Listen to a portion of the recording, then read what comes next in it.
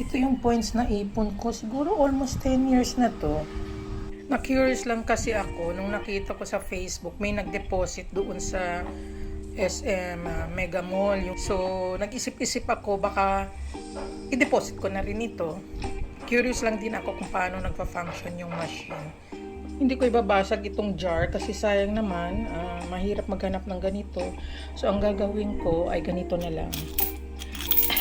Magpasensya, magtanggal. Yun.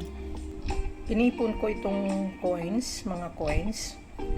Hindi lang siya nagdadagdag ng bigat sa bag. Kundi, may plano din sana ako gamitin ito doon sa, di ba may paniwala tayo na kung magpapatayo tayo ng bahay, dapat mo ibuhos ito sa mga poste. Halos dito, ang mga coins ay piso. Yung kasi lang pumasok dito sa butas na to. Kasi yung mga malalaking coins katulad ng 20 pesos, hindi na dito pwede. O 10 pesos. Meron pa nga ako dito yung may butas eh. Yan. Ito. Nag-isip din ako i-deposit ito kasi bawal din ito sa batas na hindi tayo pwede magtago ng mga coins. Na-empty ko din ang jar o ang bottle after 15 minutes and 32 seconds. Ngayon, i-weigh naman natin kung gaano kabigat ito.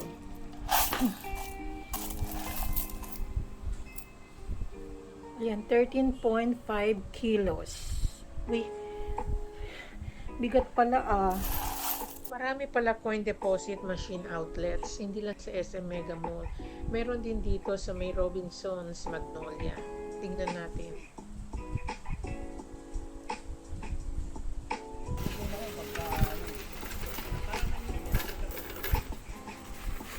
Ikaw nag-assist? Yes, ma'am. Ayan Sige po.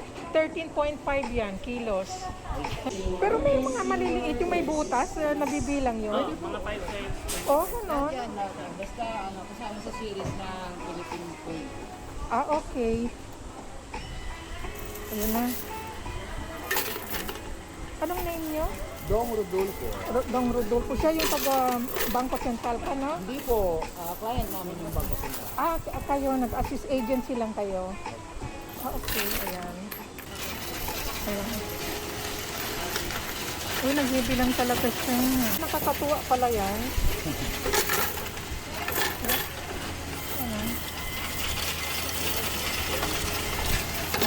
Dami na yung pumasok pero ito pa lang yan. Kasi piso-piso lang yan. 25-25. Ayan. Ayan, ang dami na yun. Ha? Pero ito pa lang. Masarap pala yan kung mag-ano kayong 2020 na, no? Ayoko, ma'am. Malaki yun. Nabuhulog dito ng halos na 20 eh. Umabot siya ng 20,000. Pero alam mo, mas mahal yan. Oo. Yung halaga ng pera na yan kasi may gold pa yan. Anong agency nag-a-assist sa Bangko Sentral? Ano po, ma'am? Drinks. Ayan, yung 13.5 kilos na pera. Yan lang ang umabot, 2,300. Ayan. Meron pa hindi in-accept. Ayan. Mga, ano po, ma'am? Damage na. Damage. Damage Kung may damage pala, hindi siya tumatanggap. Ayan, Tapos ibang currency. Ito, ma'am, hindi na ito kasama. Ay, wala na to yung pera natin noon. Opo. Ayan Ito na. Souvenir na lang yan.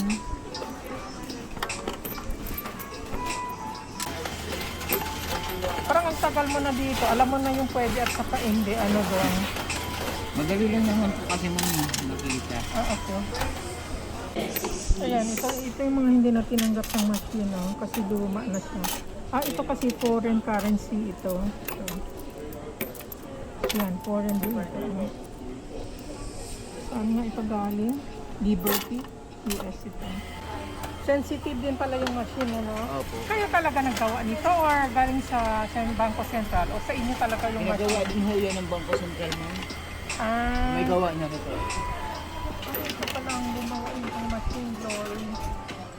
Yun. Ay, ano na, last na lang. Alas na lang daw.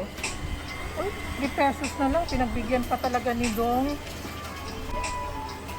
Wala talaga. Ayaw. Ayaw. Anong next step dong?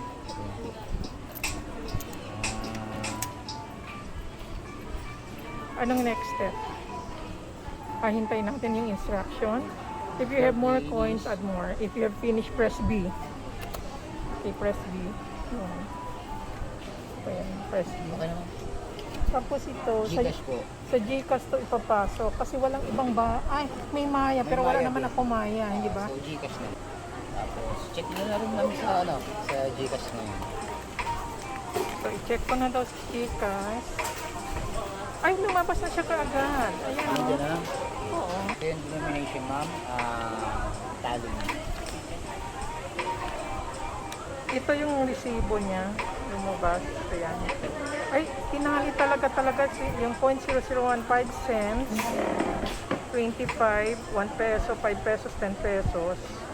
Galing din ah. Sige yung mga hindi Ayan. nakuha. Oo. Ayan na. Very convenient. Nakakatuwa lang.